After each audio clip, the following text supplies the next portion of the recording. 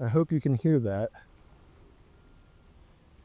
It What do we- sounds like cottonwood, but I think, is that an elm? Oh, I'm the wrong person to ask. It is beautiful, though. I'll give you that.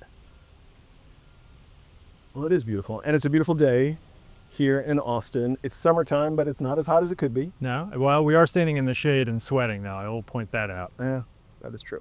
What are we about to do here, Ben? We are about to talk to Richard Whittaker, who is from the Austin Chronicle and just wrote a very lengthy, very powerful piece about what the loss of funding to the Corporation for Public Broadcasting means for independent documentaries. So we are going to talk to him about the state, about that decision and its ramifications. We're going to go ahead and link to Richard's article in the show notes. And if you want to seem smarter than us, you can read the article before listening.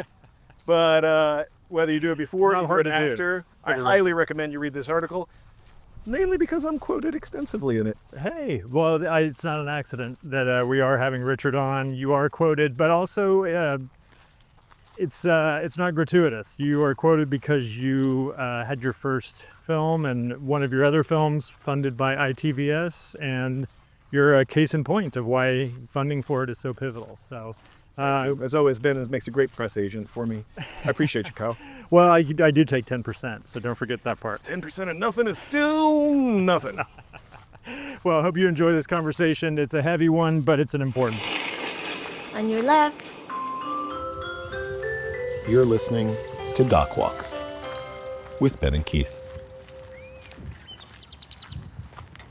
All right, it is a beautiful summer day. We are approaching the hike and bike trail where we are hiking and not biking. And who are we with today, Keith? Well, I'm happy to introduce a Doc Walks first. This is Richard Whittaker. He is not a filmmaker. Nope. He is not a documentarian. Nope. He is a journalist. Well, why don't Amongst you? many things. He is a reviewer, Yeah, why don't you tell us? but what he's you also a journalist and an investigative journalist. Yeah, I've been with the Austin Chronicle for coming up on 19 years. Wow. For my sins. Yesterday was the 20th anniversary of me moving to Austin. do? So I Hey, feel like I was congrats. halfway through a drink. So yeah, That sounds like a very Austin very way Austin to way, realize yeah. that too. Yeah. it's kind of perfect. But yeah, I've kind of been around the film scene for pretty much all of that period, and started off as a politics journalist, and then kind of headed more into film, and then realized how much of a crossover there is between those two things all the time. So mostly these days, yeah, I'm covering kind of the Austin film scene, which is there's as Tom Waits said, there's always some killing to be done around the farm, so it's always a busy thing, which is how I got to know you two fine gents. That's right. Yes. And where are you from originally? I am originally from a small town in the north of England called Macclesfield. There is no reason why That was fake. Or like Just so I something can from, find like, out. from the British office. Macclesfield is famous for only two things. One, in the mid-19th century, it was the centre of the British silk industry. Oh, well, now you're British- just showing off. That's imperial is all get out. Yeah, pretty much. Two, Ian Curtis from Joy Division killed himself there. That's all Oh, we've got. hey. We don't have anything else. Unknown Pleasures with Richard Whittaker.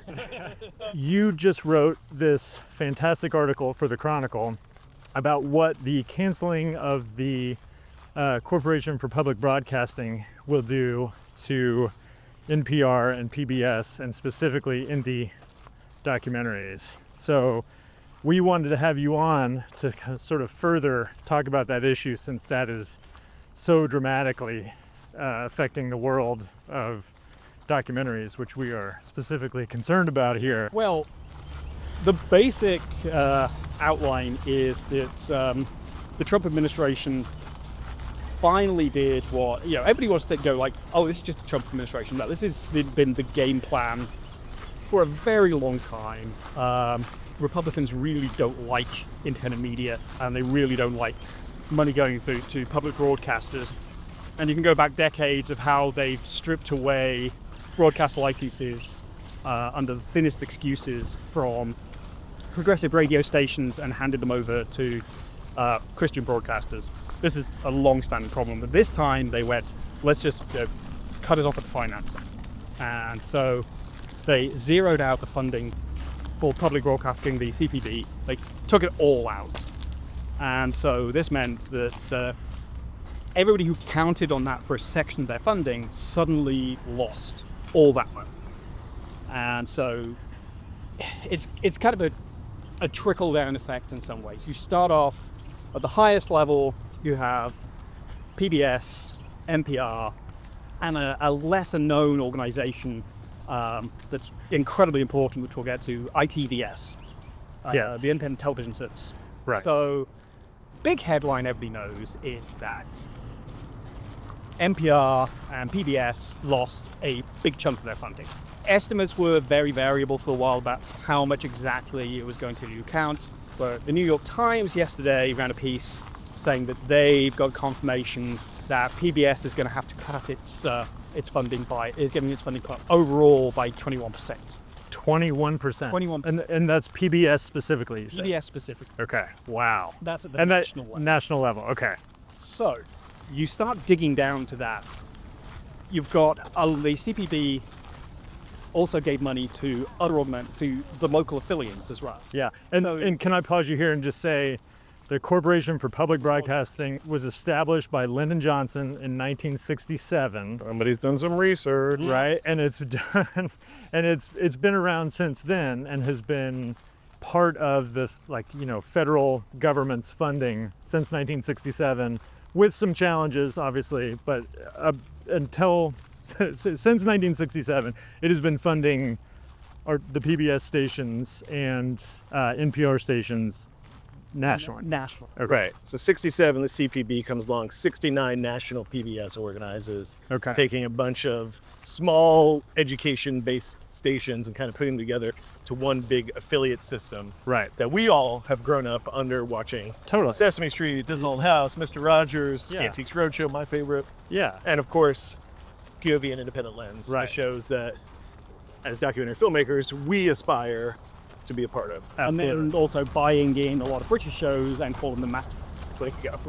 That's fun. So along, Right. this is one thing. It's a big ego stroke for you. Well, no, but the thing is that this isn't going to be localized just to America. Part of how those shows are made is by their ability to sell internationally. And a lot of those series have been able to count on PBS money. So internationally, this changes the equation, not just in the US.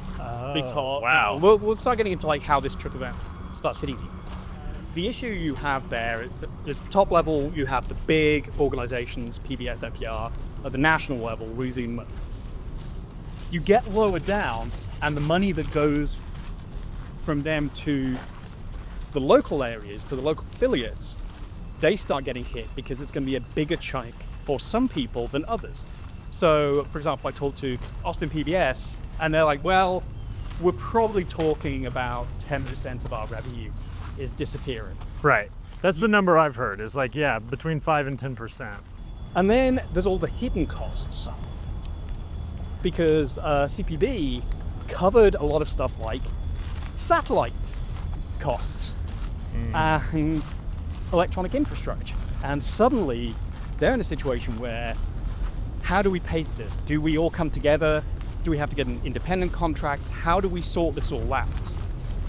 And one of the big ones for KUTX, which is the Austin music station, CPB used to cover music licensing. Music costs. licensing. I remember this from your article. Yeah. So now they've got to go, well, how much is this going to cost us? Right, and it could be hundreds of thousands of Yeah. dollars to So- license songs now. They- Yeah, and let's pause here and focus, for our purposes, on documentaries, and talk about PBS and its program ITVS, which is the Independent Television Service, and how many documentaries that is responsible for each year, and what a huge blow that is going to be to our field. It's absolutely enormous. So can you kind of set the stage for explain what ITVS is and what they're responsible for? So I think a lot of people who watch documentaries and sit around to the end of the credits have seen the ITVS logo Yeah. Including on Keith's films. Two of my films. Yeah. So basically, they're the biggest producer of independent documentaries in America. They come in at an early stage on a lot of projects, and either I know talking to you, even when they turned down, they provided advice. That's right. They come in with grants. And to like 25 to sometimes 35 or 40 films a year. Yeah. So a huge amount of very important stories that, as you said, the streamers aren't going to pay for, Right. but are fantastically important.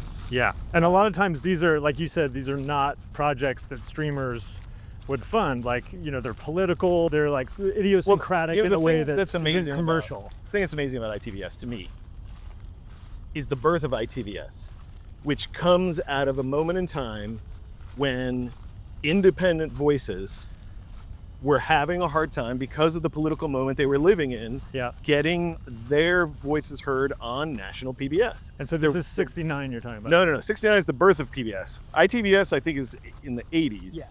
And basically, during the Reagan era, there was a lot of pressure by right-wing power in Washington to drive PBS into a more center-right or just straight-up right kind of storytelling model.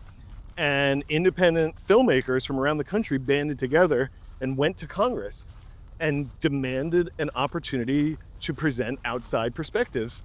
And so independent voices came to the fore and said, we need an independent arm that allows For these types of stories. That's right. And I learned the story straight from one of the people who testified in front of Congress. Somebody I'd love to get on one of these walks, which is Gordon Quinn, who's the founder of Cartem Quinn in Chicago. He's one of the executive producers of Hoop Dreams. And he's a legend. And I met Gordon at ITVS when I was there presenting my first film, The Eyes of Me, and he was there with the film he was producing. And all these years later, he was still kind of grinding it out, just like the rest of us. And but he told us this story over lunch at Burma Superstar in San Francisco. Oh, I love that place. So delicious. And the idea of independent voices kind of getting together and saying, we need our own way, is where ITVS came from. And so it was funded by the Corporation for Public Broadcasting outside of the control of national PBS. Mm-hmm. And so it was a response to this moment. It was a response to an idea like this moment, Right. that ITVS was born. And so here we are, almost 40 years later. The fact that what they were afraid of has not only come to pass, but is hobbling that very institution, is beyond irony to me. Yeah. Yeah. That's Yeah. It's dark. the And thing. You need independent documentaries. right. The statistic that I read that just floored me was that it costs 5 cents per American Yeah. to fund these CPB each year out of the budget. So we're talking about a tiny amount that is responsible for so many incredible films. Like basically, like a lot of our art form, is created under this organization. You're talking about multiple Emmys, multiple Peabodys, several Oscar nominations. I mean, these aren't. When you say independent, people think small, but they may be small productions, but the impact is huge. Right. Just two more quick things I want to point out about ITVS that I think matter more than anything to me. One, they take a chance on emerging voices. So much of what they fund are from people who haven't broken into the industry, who haven't made a name for themselves, who haven't proven that they can do this complicated magic trick of producing, directing, editing, and delivering, a featured documentary. But they're willing to take that risk because they know that we need always new voices joining the mix. So they're always letting new people onto the playing field. And because of that, they're making work that is impacting audiences in a new way every season of Independent Lens. The second thing that matters even more than that, and this is not just ITVS, this is PBS in general. We keep throwing around the word streamers. Before there were streamers, there was cable. Before there was cable, there was broadcast TV, right? The one thing that's been consistent all through these changing formats is PBS, and PBS is free. Yeah. Yeah. And when you're making a film about a marginalized community that nobody's ever focused on, the people in that community need to see their story reflected. They need to hear their voices, and asking them to pay $9.99 a month or $15.99 a month just to kind of have the privilege of seeing their own story reflected. Right. There's something like really powerful about knowing that the work you've made is widely available, and that there's no barriers. That's a really great point. I hadn't thought about that. The thing I thought you were going to mention, Keith, which is also so incredible about their funding model, is that the ownership reverts to the filmmakers. Yeah. So like, Which stays with them. That's right. It's a licensing agreement. right. So ITVS just gets it's just the public broadcasting element. So that's a great thing. You can still. It's incredible. No deal exists like that. Like if you get Netflix to fund your film, Netflix owns your film. Whereas if PBS comes aboard as a financier and a backer, you own the intellectual property, and you can then take it out and sell it, and that oftentimes starts people's careers. Well, and the Netflix danger and any of the streamers, the issue there is that if they suddenly decide they're going to take it offline, it's gone. Right. And that's the scary thing. And yeah, we talked about POV, we talked about Independent Lanes, but there's also American Experience. Not anymore.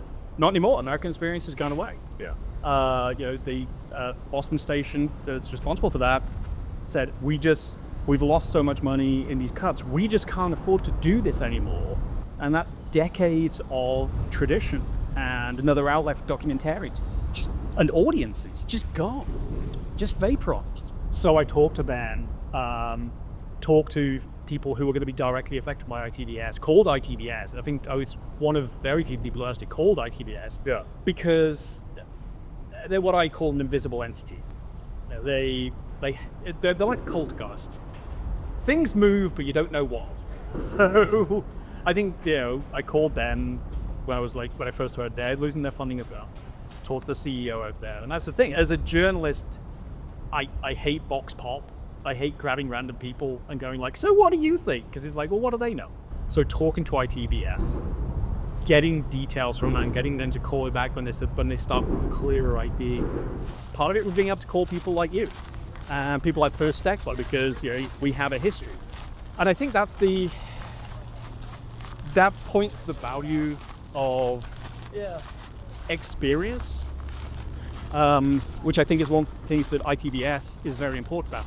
It gives people first experience, and then sticks with it, and allows them to grow in a non-commercial environment. And you always get this thing of people saying like, well, if people really want it, then the market will provide for it, which is utter nonsense. Thank you. Well, the market will provide for certain things. Yeah. But that's what I was going to say. Let's steelman the argument of like, let's understand it from the other side of like why half of America who voted for Trump feels like the CPB should be done away with. Like, what do you understand that viewpoint to be? Well, I think a lot of people who voted for Trump didn't understand what they were going to get. They didn't believe it. Even though he said it over and over and over and published it, and it was clear. I think there was a great degree of nihilism going on. It's the new repeated story, which is the farmer or the factory owner or the meat processing plant owner who goes, well, when they said undocumented workers, I didn't think they meant my undocumented workers. Right. So I think people didn't think what it meant, didn't take things seriously. I think there is also always this thing of we presume people know what we know, and they don't. So we understand the mechanics and the history and the purpose of CPB and ITVS, but most people have got no clue what that is. I used to cover education a lot, and the idea that part of the attack on education is to make people generally less informed so they'll be less informed voters. That's very common currency in education circles. They won't say it out loud because nobody wants to be the person to, upset They still think you're going to be able to deal with people who hold those positions, which you can't. They are absolutely your cultural enemy. So I think most people just didn't get it. I think that Cultural enemy with Richard Whittaker. Sorry. So he's looking for a title. Can I? I grew up. I wanna break in here. During the strikes. Lots of strikes in the UK. So I'm very No, you're very hard line on a lot of stuff. There's no, and I appreciate it. I like laying a line in the sand. Can we get back to ITVS and PBS and kind of what you learned about the impact on what's going to change for them and what the CEO of ITVS had to say to you? The CEO was very specific and told me we know this was coming down the line, and even if it didn't happen, then we wanted to be prepared for it to happen. So they've shuffled a lot of their financing around so they're good for the next year. They can fulfill their responsibilities to every project that is currently in production.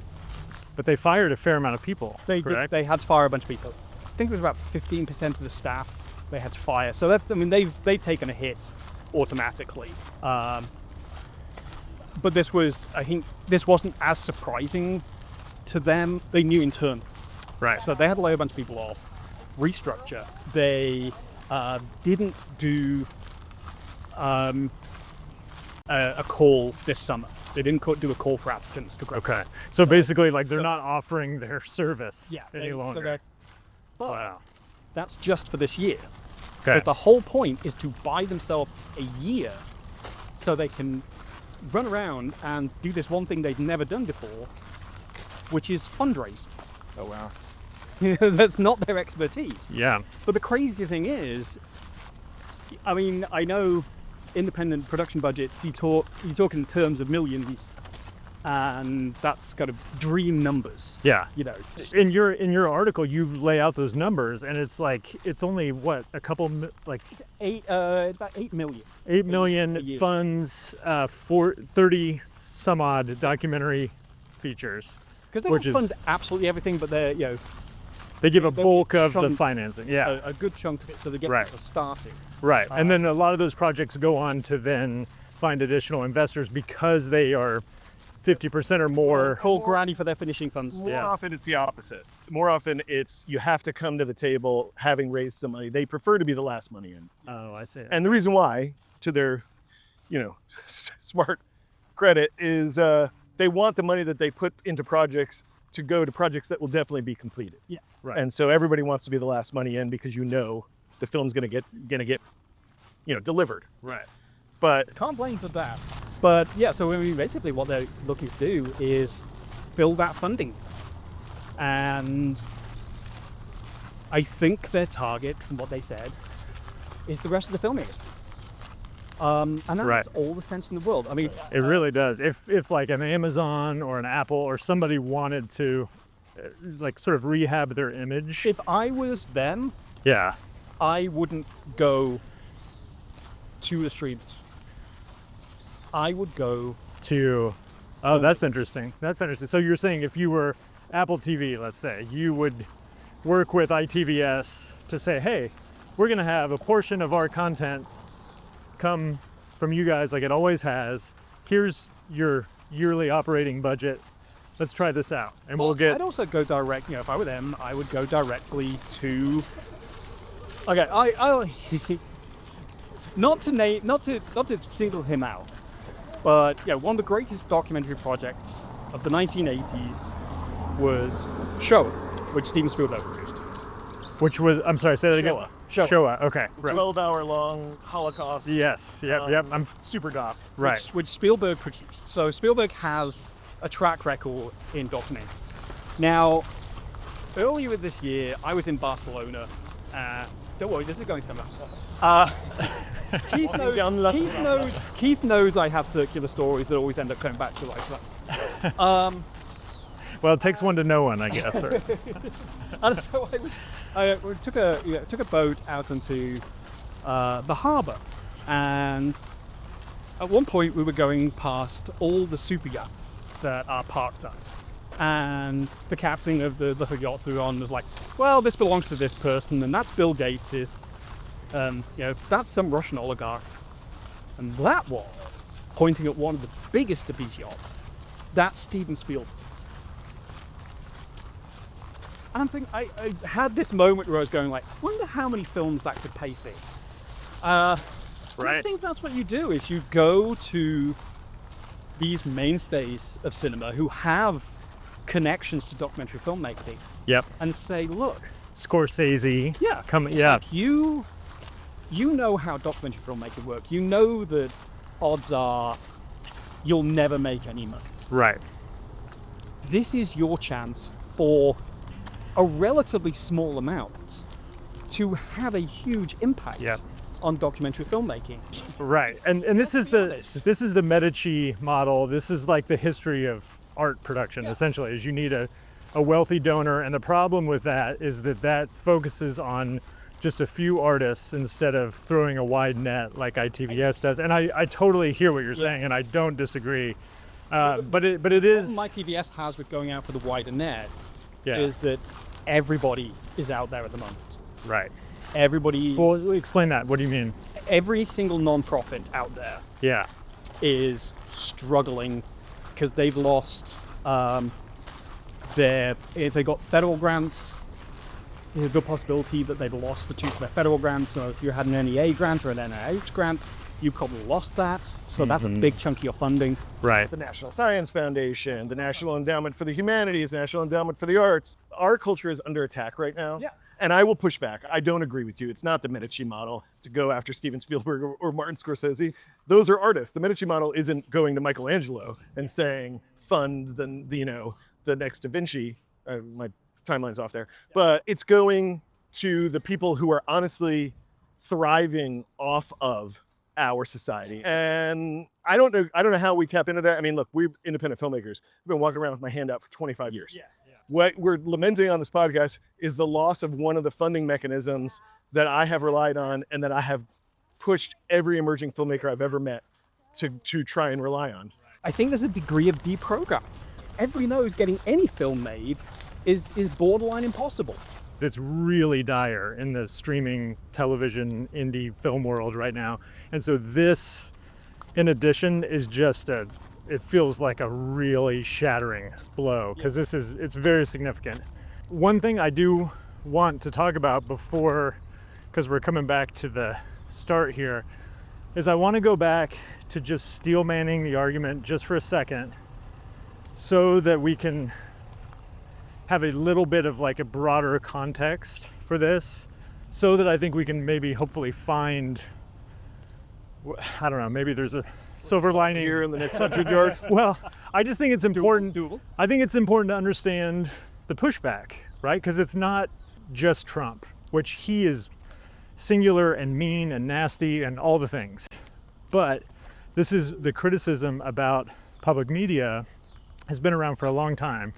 And I want to just give you like a personal anecdote here about this to sort of illustrate the point. So my mom lives in a small town in Kansas. It's mainly farmers. And for a long time, when I have gone back to this small town, and I was a film major at the University of Kansas, starting as far back as 1998, I would go to this small town and I would talk about all the, things I love, like This American Life and fresh air and things like that NPR, and I'm specifically talking about NPR right now, is responsible for. And they have created some of the most amazing shows. And I would be talking to this Elks Lodge bar full of farmers about this, and they would laugh at me like I'm the big city liberal who listens to this stuff, right? And so you have to think, if you're a Republican voter, if you're a small town farmer, the cliche about NPR is that you're a tote bag wearing, Subaru driving, coastal blue city liberal, right? And it has been for a long time.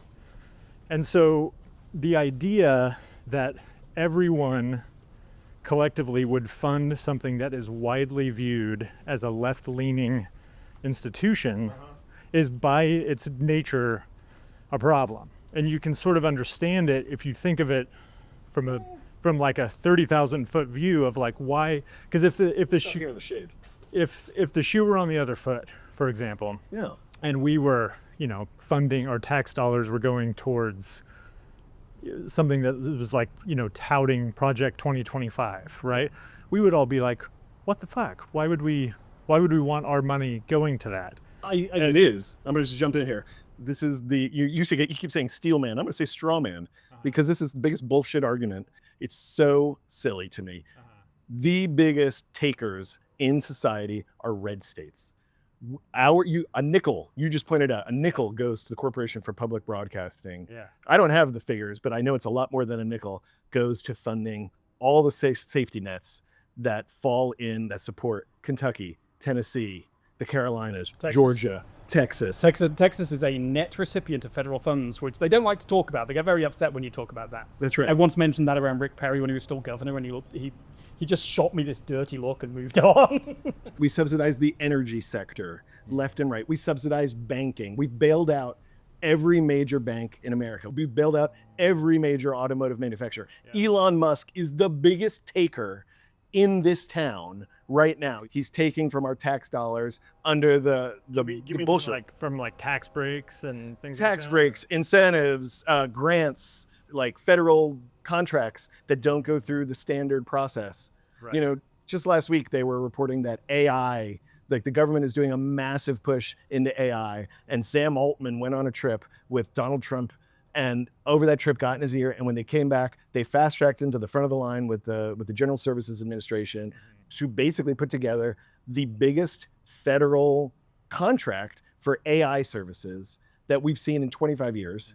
And they did it in the course of like a week. Yeah. If you can bail out the banks, if you can throw all that money at AI, if you can bail out the energy sector, the automotive sector, you can cover a nickel. I'm not going to take your Elks Lodge argument and say like, oh, we are such a cliche of Subaru driving tote bag. You know what else is a cliche? Red hat wearing Cybertruck people. And what they don't do is sit around worrying about if they're coming off as a cliche. So I'm not going to sit around worrying about if I come off as a cliche. Yes, I have a Subaru in my driveway. Yes, this gear is going back in a tote bag when this podcast ends. Right. But I am proud to wake up every morning and go and pick up a camera to connect with stories, to bring stories to light, to serve our culture. This is a service industry. And anybody who ignores that is ignoring what makes life worth living. And I think you've got to go back to some of the roots of this. This is about money. This is about rich people who don't believe that anything in the public sphere is good because they're not making money off it. That you're dealing with very greedy people. And that's what it comes down to. It's greed and hatred of anything that's not them. And then they've send that message out to people who don't necessarily have the contrary messages. They don't have people going like, hey, well, you say it's all left wing, but, go watch Where Soldiers Come From. Like, that's about dudes Go watch Okinoodling, which is, Oklahoma as it gets. Yeah. It's, watch these because these are stories that are about you. You're not excluded. You're part, and I think it's that tone. You don't say, you're not excluded. You're part of it. You go, you're not excluded. You're part of our family. Right. And it's that long, slow process of winning people background and saying, hey, this stuff's cool and it's fun and you're part of it as well. Right. And I think it's the long slog. This is the, as my wife keeps saying, this isn't one election cycle to fix this. This is decades, that's always hard to hear. Yeah. Because when you're already in a fight, you don't want to hear the fight's going to go on for a long time. Right. Well, and maybe this is to find some version of a silver lining, because my Kansas youth pastor demeanor has to always look for that. But right now, when we're all so marginalized and individualized by looking at our phones and having our own private world, all of us, and that's the thing that's fracturing us. And what public media provides is a sense of community, and hopefully we come back around societally to valuing that. And like Keith, you put so well, this is a service. This is an artistic endeavor that is not just about money. It's serving kind of a greater purpose, and hopefully this will shock us back awake to value that. I like the idea of what you said. I also think it's okay to sit in the sadness of this moment and to recognize there's never been a moment in my professional career where PBS wasn't under threat of being defunded, where CPB wasn't, worried about congressional oversight, but I took it for granted. And I think it's okay to acknowledge that, to recognize it, and to just sit with that sadness for a moment before making a plan and taking action. I think it's one of these positions amongst Republicans now that they have to say it. Now it's a point of orthodoxy. But a lot of them don't believe it. When I was talking to Paul Steck, Yes, I was just... Paul yeah. was saying, a lot of the access he got to hardline Republicans over the past 30 years, he was like, anti-PBS. So they know it's not a fact. They know it's not a public. They've built up this myth, and I think it's getting some Republicans to say, no, it's been silly. And I think if we're lucky, we'll have some distancing effect eventually where they start to back down. Yeah. That's a hope. The other hope, and this is I hate to do the children are our future, because I've met some children and some of them are really dumb. But we are starting to see, again, this new phase of kind of a reaction to the isolated, build your own reality online existence. As shown by the fact that we've had some real weird breakout success films again. Original IPs, kind of strange little movies that are like, hang on, how did Sinners make a huge amount of money? How did Weapons make a huge amount of money? What is happening? And there's been some interesting deep dive pieces where a lot of younger people are going like, I like being in theaters. Yep. And the thing about theaters is that they are a communal experience. And this means you have to accept a shared reality. And documentaries, at the end of the day, are about a shared reality. It's about saying this thing happened, even if you didn't know about this story, it affected you. It happened in the world you live in, which I think is the core of the documentary. Right. Well, there is people being able to. I think people going like, hang on, this is actually true and real. Yeah. I think there's a window there. I forget who called it this, but movies are empathy machines. Yes. And no greater version of that than documentaries, and particularly independent ones that have a very subjective, idiosyncratic viewpoint. Absolutely. And that's, I totally agree with you. I think we're going to come culturally to this moment where we're like, wait a minute, why do we want computers to tell us about ourselves? Like, we are the artists who If vinyl talk records about that. can make a comeback, Yeah. then the theater experience is making a comeback. I think the shared reality of documentaries, which hasn't gone anywhere, but I don't think it's going anywhere. I do think, as always, we're charting our own path and figuring it out, building the plane as we take off. Did you say charting or sharding? A shared reality with Richard Whittaker. Yeah. Thanks, Richard, so much. Thank you for the time. This has been a real pleasure and some good exercise. And very sweaty. Sorry. I am leaving feeling very grateful that we got to speak with him, and also feeling kind of down in the dumps about the state of our industry, because it is we're on the ropes. This is a heavy time. It's just a question of like accepting that the rules have changed, taking a moment to absorb that blow, and then coming back and figuring out a plan and figuring out a way to play a role into making the world better around this subject. It reminds me of a 12-step maxim, which is don't just do something, sit there. So it's the opposite. They flip it, and I really like that. And I think you're smart to bring that up. Like, it's okay to just kind of sit back and reflect for a second, because it's like I said, a heavy blow. And don't get us wrong out there. We want to take the fight to the streets always. I got a little feisty during that conversation. I got a lot of feist left in me. But for now, I'm just grateful that Richard was able to come on. Yeah.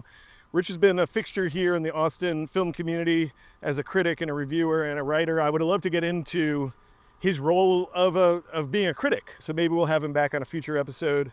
It's a great idea. But for now, Let's wrap it up. Yeah. So thank you for listening, and we'll be here trying to build community and celebrate this art form that we love. And let's talk about next week while we're here. Which Because is we've got Reed Davenport. So Reed is the director of Life After. We talked to Reed about the making of the film and his point of view as a director and this subject. We also talked to his producer, Colleen Cassingham, about what it's like to work together as a team and what it's like to self-distribute this important film, before it finds its home on Independent Lens this fall. So apropos. So stay tuned for that one, everybody. Thank you as always for listening. If you like our show, please rate it. Tell your friends. We are in this to, again, celebrate this art form, build community, and we hope that you are getting something out of it, because we certainly are getting something out of making it. So thanks for being here, and we'll see you on the next one. Bye-bye. Doc Walks is created, produced, and edited by my friend Ben Steinbauer of The Bear. Hello. And my friend Keith Maitland of Go Valley. Thanks for tuning in. Follow us at DocWalksPod on Instagram, X, and YouTube.